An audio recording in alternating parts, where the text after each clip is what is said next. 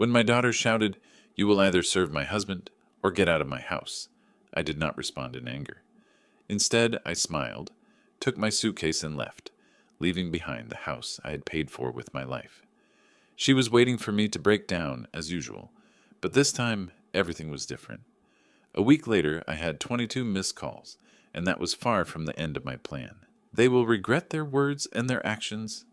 Before we continue, please subscribe to the channel and let us know where you are listening in the comments. My keys were still warm in my palm when I pushed through the front door, grocery bags cutting into my wrists.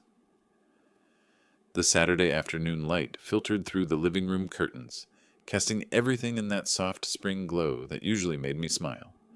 Not today.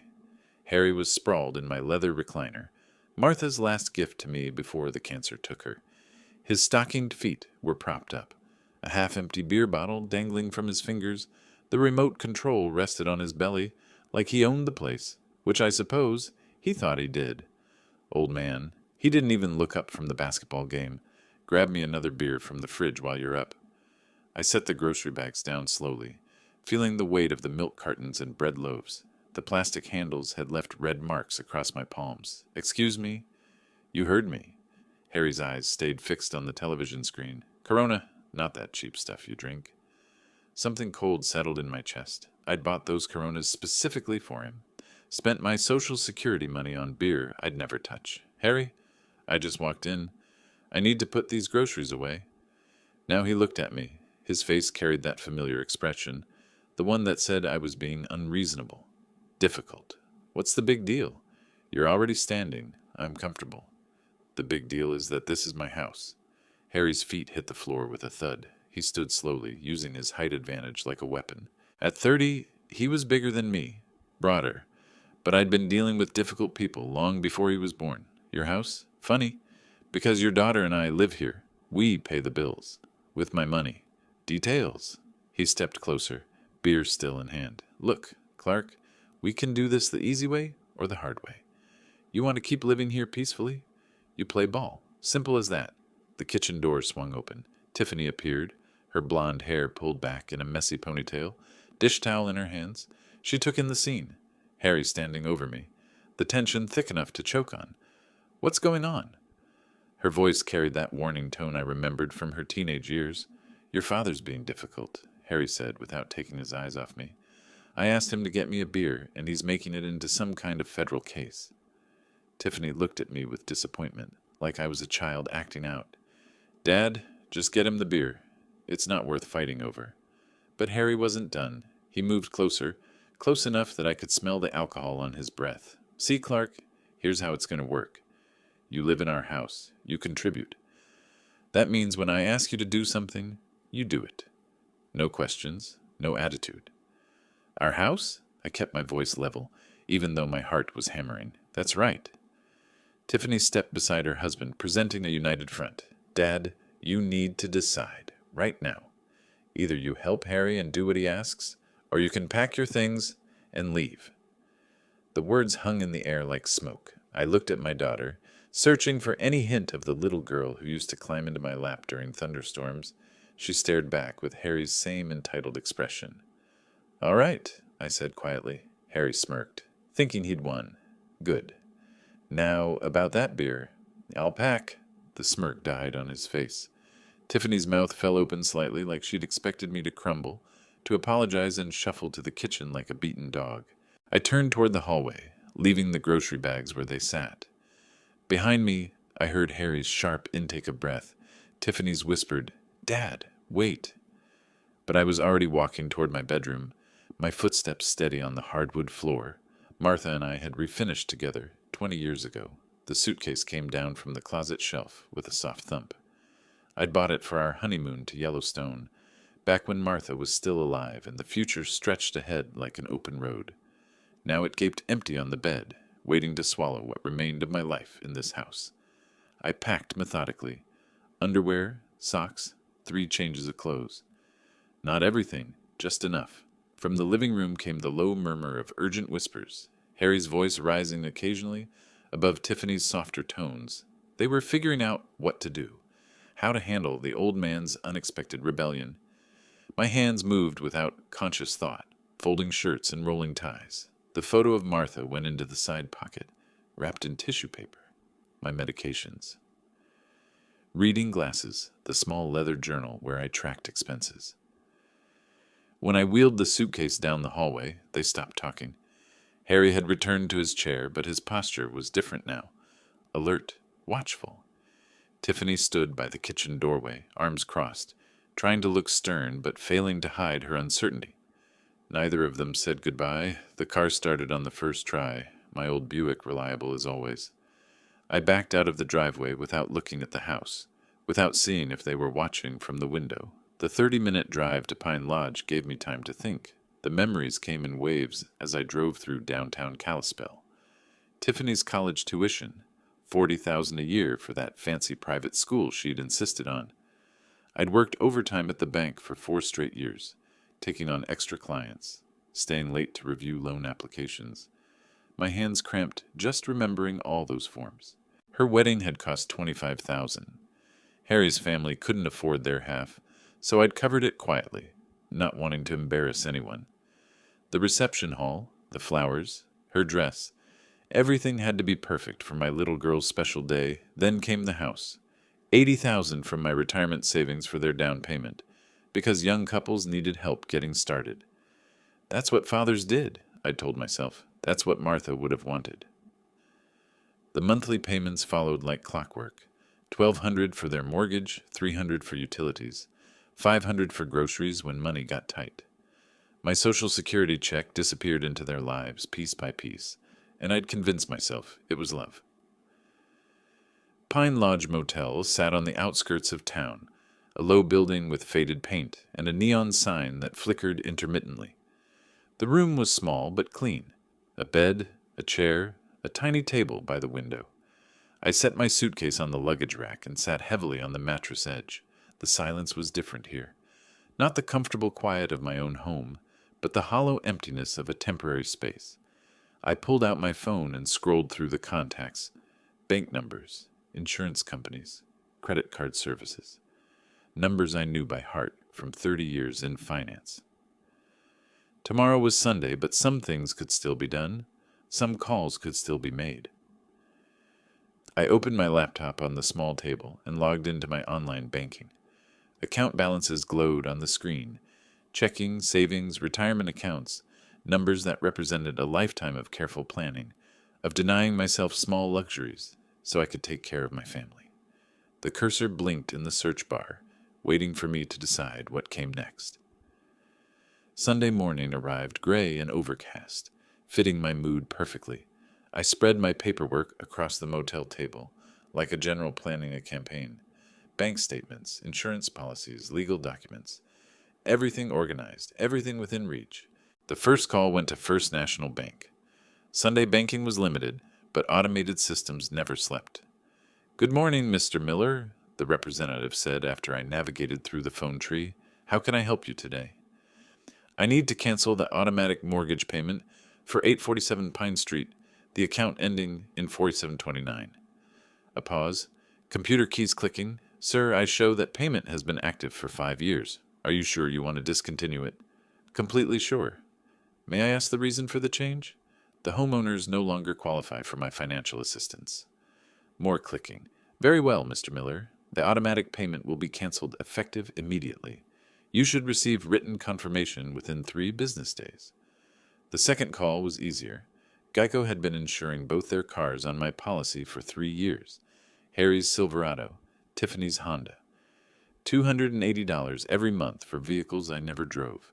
Coverage for accidents I'd never cause. "I need to remove 2 vehicles from my policy," I told the agent. "My daughter and son-in-law will need to establish their own coverage." "When would you like this change to take effect?" "Today." The credit cards took longer. Tiffany was an authorized user on 3 of my accounts: Visa, MasterCard, and the store card from Costco.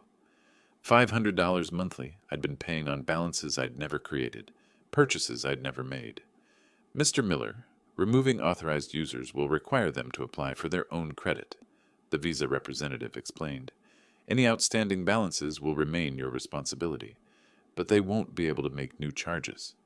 I understand. Remove them immediately. Each call felt like lifting a weight from my shoulders.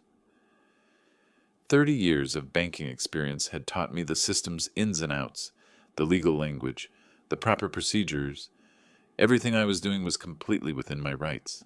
The life insurance change required written documentation, but I started the process. $100,000 that was supposed to go to Tiffany, money I'd earned to protect my family's future. But family meant something different now. By noon, I'd made 8 calls. Mortgage payments stopped. Insurance canceled. Credit cards blocked. The automatic transfers that had been bleeding my accounts dry for years. All of it ended with polite conversations and confirmation numbers. I sat back in the cheap motel chair and looked at my notes. Confirmation numbers, reference codes, effective dates. The paper trail of financial independence. My phone sat silent on the table. No missed calls, no urgent messages. They didn't know yet. Probably wouldn't know until the first payment bounced. The first bill arrived with their names on it instead of mine, but they would know soon enough. I closed my laptop and walked to the window.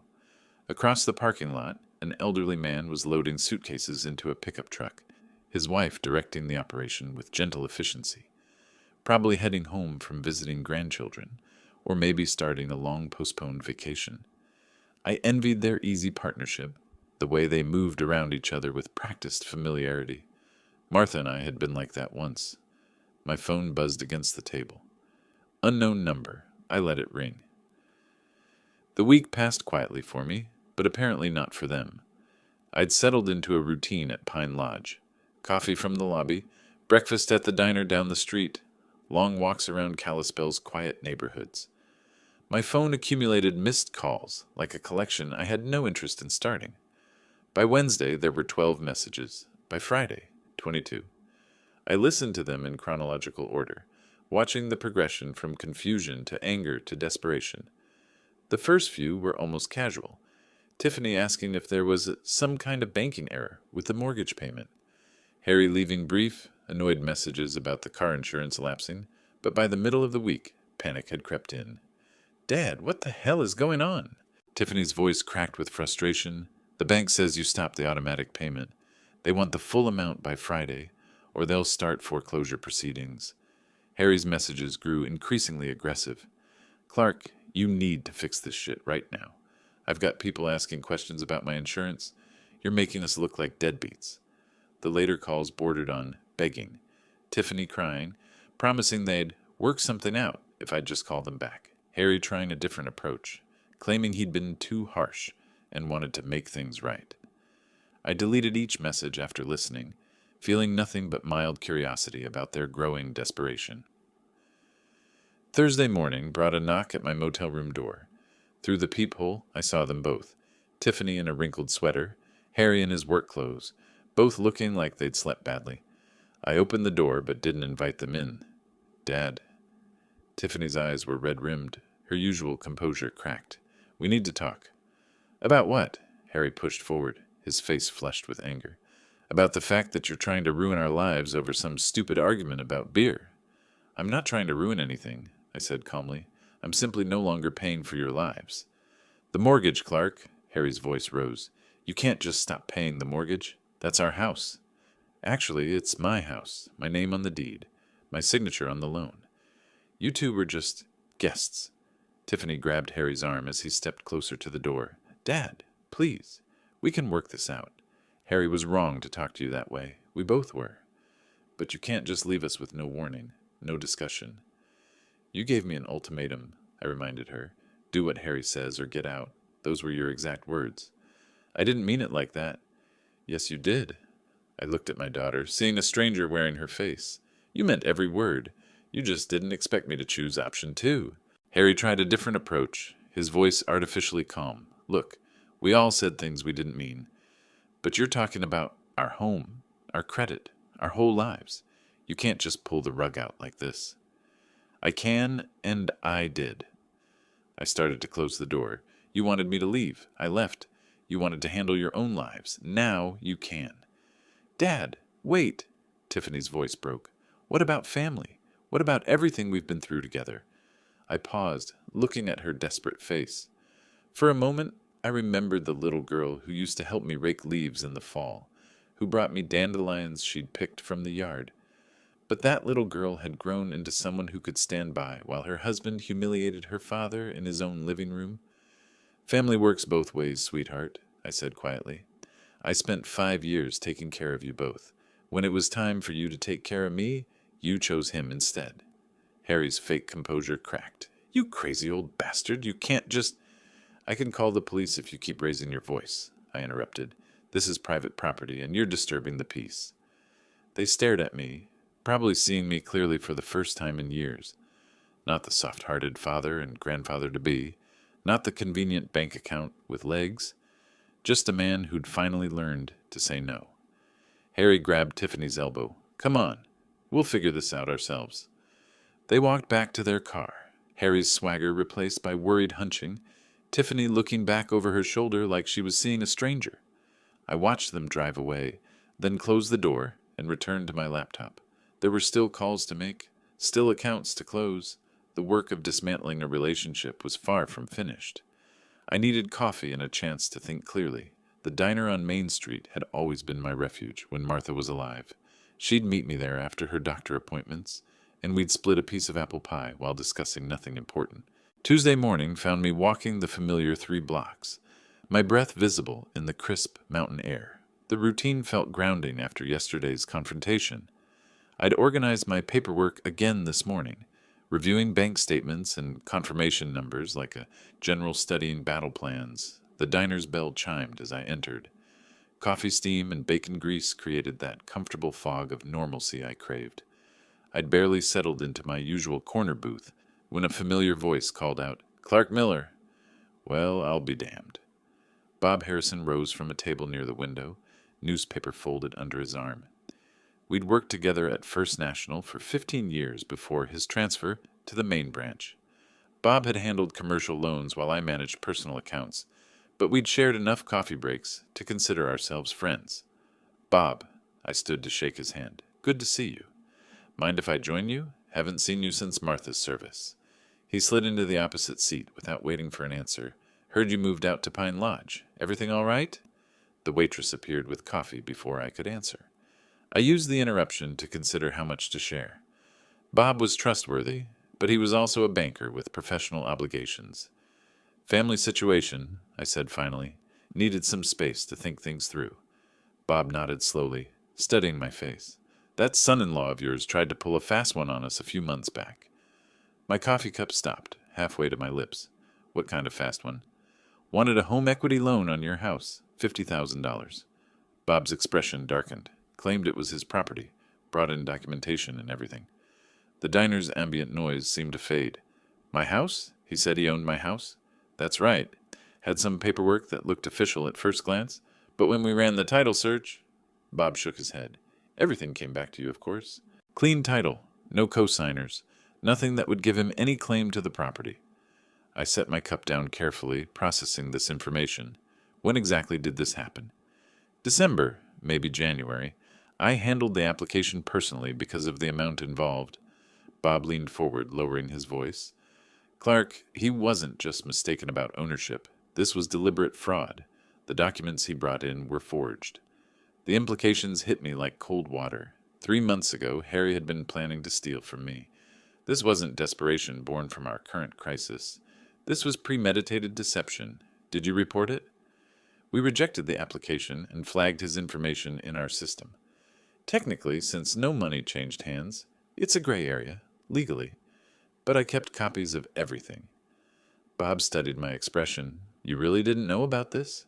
I shook my head, thinking about all those monthly payments I'd been making, all the dinners where Harry had complained about money troubles while planning to rob me behind my back. What was he going to use the money for? Bob glanced around the diner, then leaned closer. According to his application, home improvements. But word around town is Harry's got gambling debts, pretty substantial ones. How substantial? Jim Morrison might know more. You remember Detective Morrison?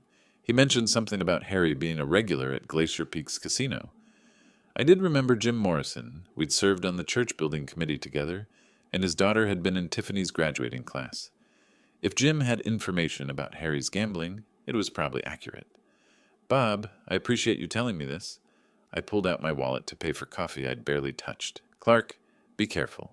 A man who'd forged documents to steal from family might do other desperate things when he's cornered.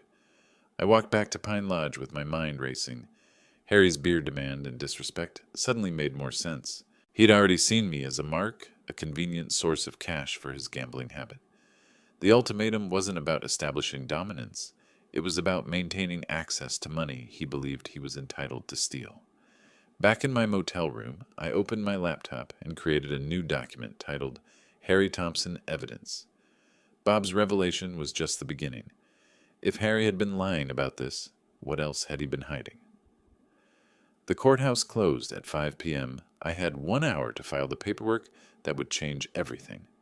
After lunch, I'd driven straight from the diner to the Flathead County Courthouse, an imposing brick building that had intimidated me as a young man but now seemed like an ally. The clerk's office was on the second floor, staffed by a middle-aged woman who processed my eviction notice with professional efficiency. "Mr. Miller, you understand this is your daughter's residence?" She reviewed the property deed I'd provided, comparing it to the eviction documents. "It's my property.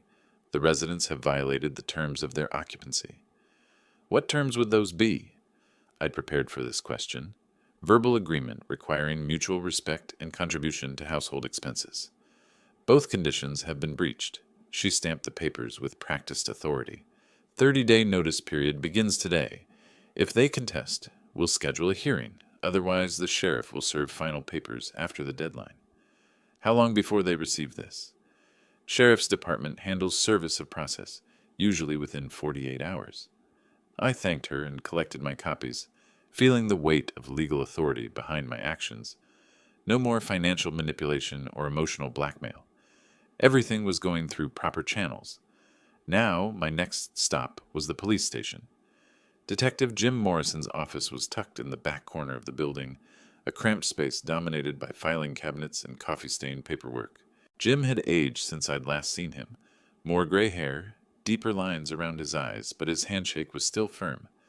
"Clark, what brings you to my corner of the world?" "Information gathering. Bob Harrison mentioned you might know something about Harry Thompson's gambling activities."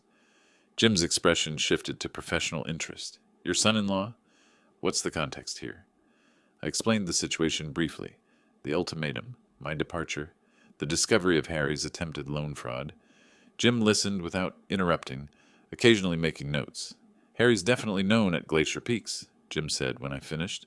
"Regular player, usually at the poker tables. Staff mentioned he's been more frequent lately, playing higher stakes." "Any idea how much he owes?" "Different creditors, different amounts. We've had calls about collection issues. Nothing criminal yet, but heading that direction. I'd estimate 18 to 20,000 total." The number staggered me. Harry had been living in my house, eating my food, demanding my respect, while secretly burning through enough money to buy a decent car. Who are these creditors? Mix of legitimate lenders and less savory characters. The legitimate ones are getting impatient. The others, Jim shrugged. Let's just say they don't usually involve law enforcement in their collection methods. What's the timeline looking like? He's been stalling for about 6 weeks. Most creditors will give someone 3 months before escalating. Harry's running out of road. I left the police station with a clearer picture of my son-in-law's situation. The gambling explained his desperation, his attempt to fraudulently mortgage my house, and his increasing aggression toward me. I wasn't just a convenient funding source. I was his only hope of avoiding serious consequences. That evening, I sat in my motel room reviewing the day's progress. Legal eviction notice filed and ready for service. Confirmation of Harry's gambling debts and fraudulent activities. A growing network of professional allies who understood the real situation. I opened my laptop and updated my evidence file, adding Jim Morrison's information to Bob Harrison's revelations. Pattern recognition had been a crucial skill in banking, and the patterns here were becoming crystal clear. Harry wasn't just disrespectful or entitled. He was desperate, dishonest, and dangerous. The more pressure he felt, the more reckless he would become. I needed to be ready for whatever came next. Tomorrow, I would start making strategic phone calls to Harry's creditors. Not to pay his debts, Those consequences were his to face, but to ensure they knew his true financial situation, including the fact that he had no legal claim to my property. The truth was always the best weapon. Word travels fast in a town like Kalispell. By Friday, I realized it was time to control the narrative. My first encounter happened at the post office, where Mrs. Henderson from the church mailing committee cornered me near the stamp machine. She was one of those women who collected information like others collected recipes, always ready to share what she'd learned. "Clark, dear, I've been hearing troubling things about family troubles. Is everything all right?" I considered my response carefully. Mrs. Henderson would repeat whatever I said to at least a dozen people by Sunday service. Tiffany and Harry asked me to move out, so I did. Sometimes adult children need to handle their own responsibilities. Her eyebrows rose. "They asked you to leave your own house?" It seemed like the best solution for everyone involved. "But didn't you pay for their wedding and help them with the down payment?" She leaned closer, lowering her voice conspiratorially. "I always wondered how they afforded that house on Harry's salary." I nodded but didn't elaborate. The facts would speak for themselves. My next stop was Miller's Hardware, where I'd worked part-time after retiring from the bank. Tom Kowalski, the owner, looked up from his inventory sheets with genuine concern. "Clark, heard you're staying out at Pine Lodge. What's going on?" 3 other employees gathered around as I explained the situation. Their reactions were immediate and unanimous. Shock that Harry had treated me so disrespectfully. Anger that I'd been supporting them financially for years without recognition. "You paid for their college tuition?" Dave, the assistant manager, shook his head in disbelief. "Harry told everyone his family was well off. Said they were helping you with mortgage payments." "Harry said a lot of things that weren't true," I replied calmly. Tom's expression darkened. "That explains why he always seemed to have money but never worked overtime. We offered him extra shifts plenty of times, but he always had other commitments." "Those commitments were probably at the casino," muttered Sarah from the paint counter. By the time I left the hardware store, I knew the real story would be all over town within hours. Kalispell's small-town network was more efficient than any advertising campaign. My third stop was St. Mark's Lutheran Church, where Pastor Williams was preparing for the weekend services.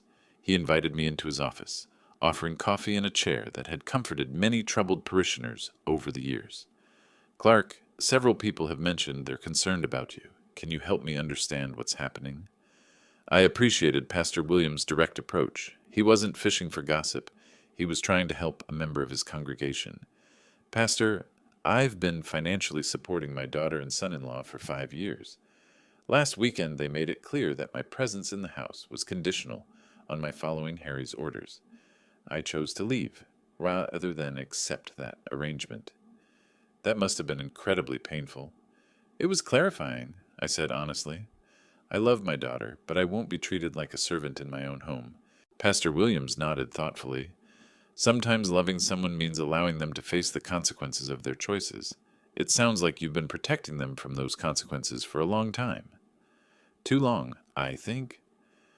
During my walk back to the motel, I stopped at Annie's coffee shop for an afternoon cup. The place was busy with the usual Friday crowd. Retirees, off-duty workers, mothers with strollers.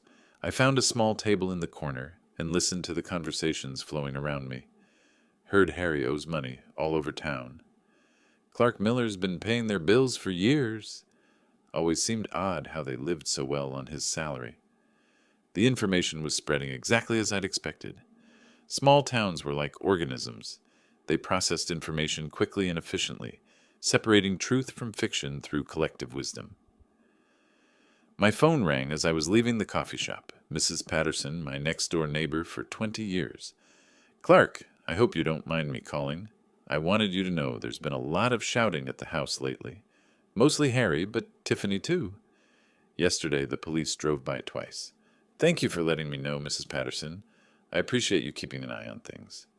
Are you safe where you're staying? Do you need anything?"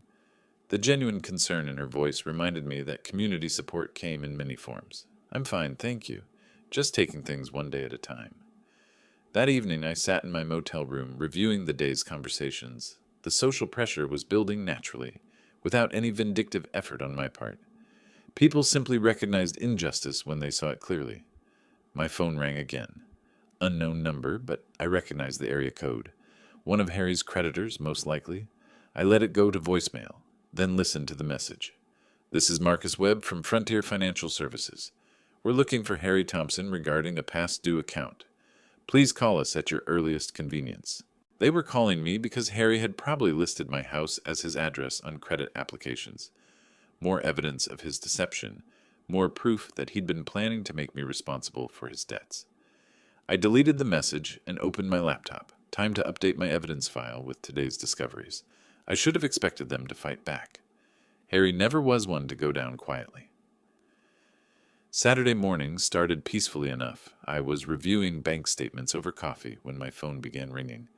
First Tom from the hardware store, then Mrs. Henderson, then Pastor Williams. Each call brought the same disturbing news. Harry was making rounds through town, spreading an alternative version of events. "Clark, I think you need to know what he's saying." Tom's voice carried barely controlled anger. "He came in here about an hour ago, loud as you please, telling everyone you abandoned them without warning. Claims you promised to always take care of them, then changed your mind out of spite." "What exactly did he say?" "That you're having some kind of mental breakdown. Said you threw them out because Tiffany wouldn't let you control every decision in their lives." Tom paused. "He's also claiming there's a family medical emergency that requires money, and you're refusing to help." I thanked Tom and hung up, my mind already working through the implications. Harry was desperate enough to launch a public relations campaign, which meant the pressure from his creditors was intensifying. The next call confirmed my suspicions. "Mr. Miller, this is Detective Morrison. I wanted to give you a heads up. Harry Thompson was here this morning filing a complaint about elder abuse. Claims you're being manipulated by someone at the bank to make bad financial decisions." "Elder abuse?" "Complete nonsense, of course. But he's trying to create an official record of your supposed mental incompetence. I told him we'd need medical documentation and witness statements, which he obviously can't provide. 20 minutes later, my phone rang again. Tiffany's number. "Dad, please pick up. I know you're angry, but there are things you don't understand." Her voice was thick with tears. "I'm pregnant, Dad. The stress from all this is making me sick. The doctor says if things don't calm down, I could lose the baby." I felt a familiar twist in my stomach, the same protective instinct that had made me vulnerable to their manipulation for years. But something in her tone seemed rehearsed, desperate in a calculated way. "Congratulations on the pregnancy, sweetheart. When did you find out?" "Last week, right before everything fell apart." Her voice broke convincingly. "Dad, I can't lose my baby because of money problems?" "You always said family comes first." "Family does come first. That's why I spent $60,000 on your education and $25,000 on your wedding." "But what about now? What about your grandchild?" The question hung in the air. If she was really pregnant, if there was really a medical crisis, then my actions could have unintended consequences. But the timing seemed too convenient, the emotional manipulation too practiced. "Tiffany, have you seen a doctor about these pregnancy complications?" A pause. "I have an appointment next week." "Which doctor?" "Dr. Richards at the women's clinic." I knew Dr. Richards. Martha had seen her for years. "I'll call her office to see how I can help with medical expenses." "Dad, you don't need to call. If there's a genuine medical emergency involving my grandchild, I want to help.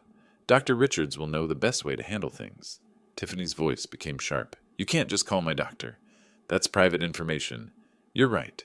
You can have her call me directly to discuss payment options." The call ended abruptly. An hour later, I was walking downtown when I encountered Harry outside the First National Bank. He was talking loudly to anyone who would listen, his voice carrying that aggressive edge I'd learned to recognize. "He's lost his mind," Harry was saying to a small crowd of customers. "Senile old man thinks everyone's trying to steal from him.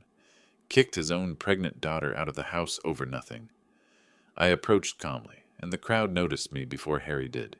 Faces turned in my direction, expressions shifting as they recognized the subject of Harry's rant. Harry spun around, his face flushing red. "There he is, the man who abandoned his own family." "Hello, Harry." I kept my voice level. "How's the gambling debt situation working out?" The accusation hit him like a physical blow. Several people in the crowd murmured among themselves, pieces of a puzzle clicking into place. "You're crazy," Harry sputtered. "I don't know what you're talking about." $18,000, according to Detective Morrison. Glacier Peaks Casino. mostly poker tables. I looked at the gathering crowd. Amazing how much money someone can lose when they're not paying their own living expenses. Harry's face went from red to purple. He stepped closer, using his height advantage like a weapon. You senile old bastard, you can't just... I can document every dollar I've spent supporting you for 5 years, I interrupted. Can you document where your paychecks went? The crowd was listening intently now. Processing this new information, Harry realized he'd lost control of the narrative. Come on, he growled, pushing through the crowd. This isn't over, Clark. I watched him storm away, noting how several people pulled out their phones. The real story would be all over social media within the hour. Back at the motel, I opened my laptop and began documenting the day's events. Harry's counterattack was failing because it was built on lies that couldn't withstand scrutiny. The community knew my character too well to believe his accusations of mental incompetence or vindictive abandonment. But the pregnancy claim worried me. If Tiffany was really pregnant, the situation became more complicated. I needed verification before making my next move. I picked up my phone and dialed Dr. Richards's office. If there was a real medical emergency, I would help, but I wouldn't be manipulated by fabricated crises. Harry's public threats had crossed a line. I walked back to my motel room, pulled out my phone, and called Detective Morrison. James, we need to talk. Harry's behavior today showed a pattern of escalation that concerns me. How so? He confronted me publicly, made threatening gestures in front of witnesses, and his whole demeanor suggested someone losing control. I looked out my motel window toward downtown. I'd like to file a formal complaint and explore protection options. Come in tomorrow morning. Bring any documentation you have. But I didn't need to wait until morning. Steve Brennan, the Pine Lodge night manager, knocked on my door an hour later. Mr. Miller, that man who was yelling in our parking lot earlier, he came back about 20 minutes ago, stood outside your door for maybe 5 minutes, then left, made some guests nervous. Steve was a retired Army sergeant who'd seen enough trouble to recognize it developing. Did he say anything specific? Muttered something about teaching old fools lessons. I've got it on security video if you need it. Security footage, physical evidence of Harry's threatening behavior on private property. Steve, would you be willing to provide that footage to the police?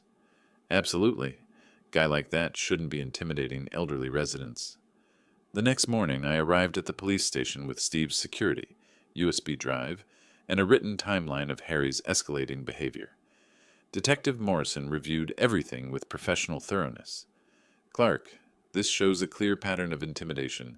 Combined with what I witnessed yesterday at the bank, we have grounds for a restraining order. What would that involve? Legal prohibition against Harry coming within 500 feet of you or your property? Violation means immediate arrest. Jim leaned back in his chair. There's something else you should know. Harry consulted with a lawyer Friday about adverse possession laws. The words hit me like cold water. Squatters' rights. Exactly. He was researching whether he could claim legal ownership of your house based on living there continuously. Jim's expression was grim. Montana requires 5 years of hostile occupation. They've been there 3 years. He was planning to wait 2 more years, then file a claim. The implications staggered me. Harry hadn't just been freeloading. He'd been executing a long-term plan to steal my family home through legal technicalities. Does he have any legitimate claim? None whatsoever.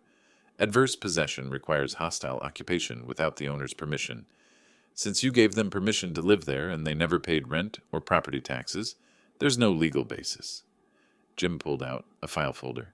But it shows premeditation. He's been planning this theft for years. What about the restraining order? I can fast-track it given the evidence. You'll have it by this afternoon. I left the police station with a new understanding of my son-in-law's character. The beer incident hadn't been about establishing dominance. It had been about maintaining a deception that would culminate in stealing my home. Walking back to my car, I pulled out my phone and scrolled through my contacts. Time to make some strategic calls. The first was to Marcus Webb at Frontier Financial Services, one of Harry's creditors who'd been calling my number. Mr. Webb, I'm returning your call about Harry Thompson. I need to clarify something important. He doesn't live at my address anymore and has no legal claim to my property. He listed that address as his residence on all credit applications. He was a guest in my home. I evicted him last week. If you're looking for him, he works at Mountain View Auto Dealership on Highway 93. The second call was to Continental Credit Recovery. This is Clark Miller. You've been calling about Harry Thompson's debts. I want to clarify that Mr. Thompson has no ownership interest in my property and is no longer residing there. Each call was brief and factual. I wasn't paying Harry's debts or providing personal information, just correcting the false address he'd been using to avoid his creditors. By noon, I'd contacted 6 different collection agencies. Harry's carefully constructed house of cards was about to collapse.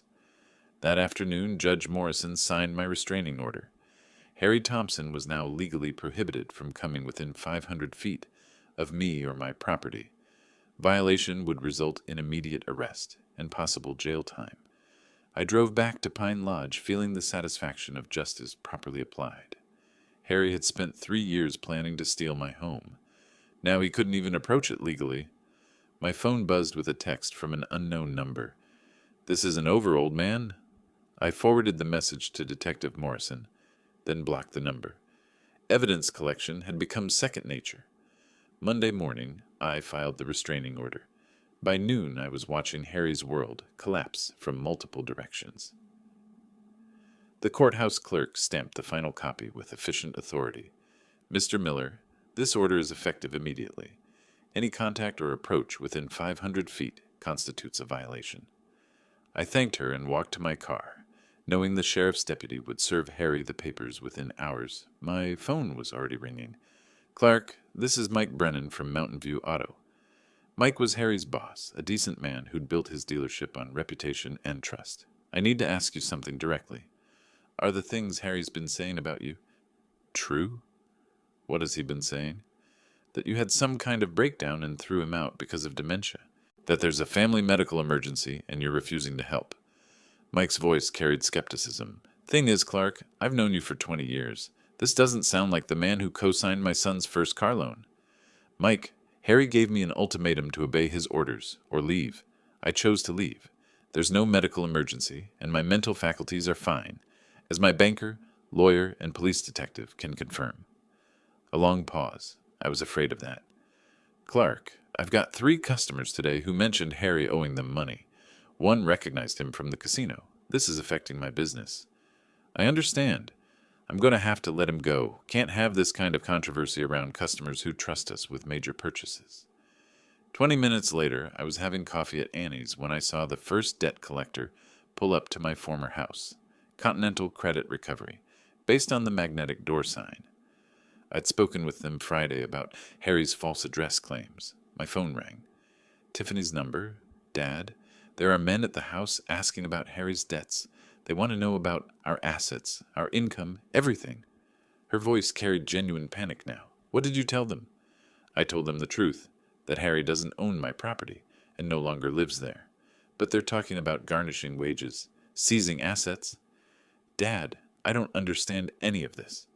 "Sweetheart, that's what happens when someone borrows money they can't repay. Those are consequences Harry created, not me." "He owes $18,000? How is that possible?" So she really hadn't known the full extent. Gambling debts? Glacier Peaks Casino, according to Detective Morrison. Silence on the line, then quietly, "He told me he was working overtime those nights." "I'm sorry you're learning this way, Tiffany." And the sheriff's deputy was here too. Served Harry some kind of legal papers.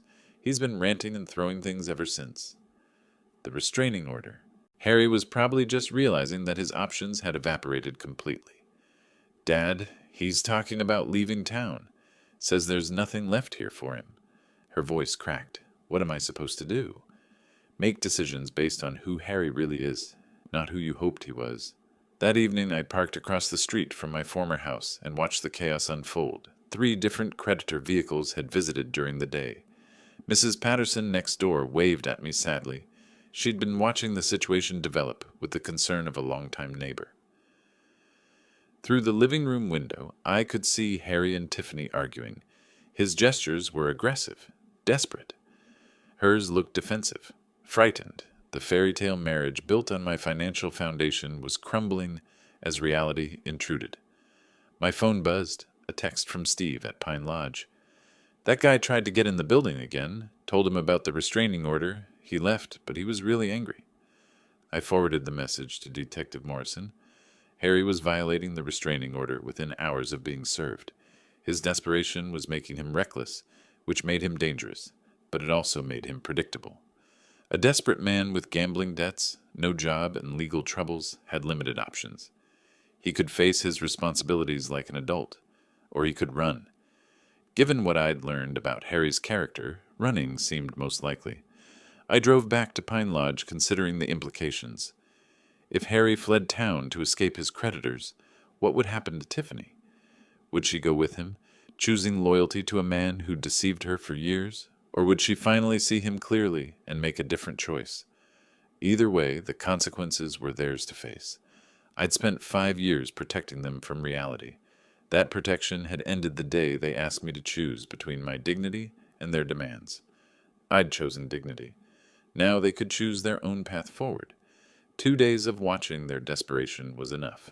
I called Tiffany Wednesday morning and told her to meet me at the diner. Just her. I can't leave Harry alone right now, Dad. He's really struggling with everything that's happening. Then we have nothing to discuss. The restraining order means I can't be around him anyway. A long pause. Where do you want to meet? Main Street Diner, 2 o'clock, back corner. Booth where we can talk privately. I arrived early and chose the booth facing away from the street.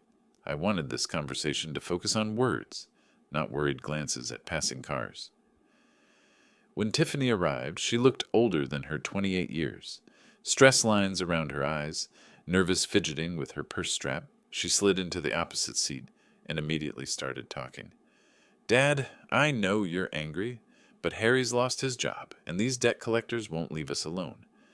The phone rings constantly. People are showing up at the door demanding money we don't have. I waited until she finished, then spoke calmly. I'm offering you one chance to end this with some dignity, Tiffany. What do you mean? Public acknowledgement of the truth. Full disclosure of how much I've supported you both, and an honest explanation of why I left. Her face flushed. You want me to humiliate myself in front of the whole town? I want you to tell the truth. There's a difference. What kind of acknowledgement? I'd spent 2 days thinking through exactly what justice required. Church announcement Sunday during testimony time. Letter to the editor of the Tribune. Facebook post visible to all our mutual connections. Full details about college tuition, wedding costs, mortgage payments, and the ultimatum that caused me to leave. Dad, people will think you had a father who loved you enough to sacrifice his retirement security for your happiness, and that you took it for granted until it was gone. Tiffany stared at her untouched coffee. What about Harry? Harry is no longer part of any equation involving me. The restraining order is permanent. If you choose to stay married to him, that's your decision, but it means choosing him over any relationship with me. You're asking me to choose between my husband and my father. I'm asking you to choose between a man who threatened me and a man who raised you. The fact that you see those as equivalent choices tells me everything about how far we've drifted apart. She was quiet for a long moment, processing the implications. What about the house? It's been in our family for generations. It's going to the Montana Veterans Housing Initiative. 3 families of veterans will live there. People who understand what service and sacrifice actually mean. The words hit her like a physical blow. The will? Already changed, witnessed, signed, and filed with my attorney. I kept my voice gentle but firm. Even if you do everything I've asked perfectly, the house won't come back to you. That decision is final. Why? Because I need to know that any reconciliation between us is based on love, not inheritance expectations. For 5 years, you treated me like a convenient funding source. I want to see if there's anything left between us beyond financial dependency. Tiffany's eyes filled with tears. Real ones this time, not the calculated manipulation I'd grown accustomed to. I'm sorry, Dad. I really am. I never meant for things to go this far. Sorry isn't enough anymore, sweetheart. The whole town watched you, and Harry treat me like a servant in my own home. They watched you choose his demands over my dignity. Words are just words now. I need to see actions. What if I can't do it? What if I can't stand up in front of everyone and admit how wrong we were? then you'll live with the consequences of that choice. Harry will probably leave town to escape his creditors. Men like him always run when things get difficult. You can go with him and start over somewhere else, or you can stay here and try to rebuild your life with honesty. And if I do what you're asking, then maybe, over time, we can build a real relationship, not based on money or guilt or obligation, but on mutual respect between two adults. Tiffany wiped her eyes with a napkin. How long do I have to decide? Sunday morning. Church starts at 10. If you're not there to tell the truth, I'll know you've made your choice. She stood slowly, looking older and more fragile than when she'd arrived. Dad, do you think you could ever forgive me? I looked at my daughter, really looked at her, and saw glimpses of the little girl who used to braid dandelions into crowns and demand bedtime stories about brave princesses. Forgiveness and trust are different things, Tiffany. I forgave you the day I decided to leave rather than fight, but trust has to be earned back, one honest action at a time.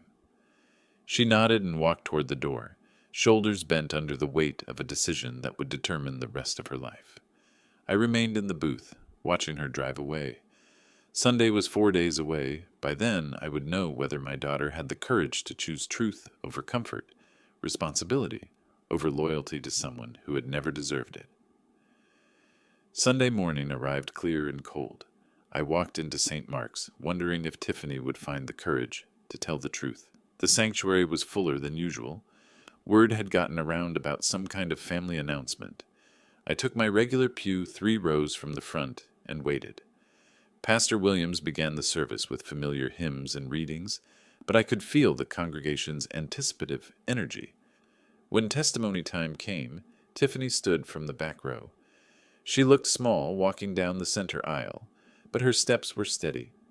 At the podium, she gripped the edges and looked out at faces she'd known her entire life. I need to tell you all something important about my father. Her voice carried clearly through the silent sanctuary. For the past 5 years, Clark Miller has been supporting my husband and me financially. He paid $160,000 for my college education when I could have gone to a state school. He paid $25,000 for my wedding when Harry's family couldn't afford their share. Murmurs rippled through the congregation. These were specific numbers, documented sacrifices that painted a clear picture. He gave us his family home, the house his parents left him, where he'd lived with my mother for 20 years. When we couldn't make mortgage payments, he paid them. When we needed groceries, utilities, car insurance, he paid for everything while living on Social Security. Her voice strengthened as she continued. 3 weeks ago, when my father wouldn't follow my husband's orders like a servant, we gave him an ultimatum: obey Harry or leave his own house. Dad chose to leave rather than surrender his dignity. The sanctuary was completely silent now. Even the children seemed to sense the gravity of her words. I stood by and watched my husband disrespect the man who sacrificed his retirement security for our comfort. I chose loyalty to someone who threatened my father over loyalty to the man who raised me with love and patience. Tears flowed freely now, but her voice remained clear. I'm standing here because my father offered me one last chance to choose truth over pride. I was wrong.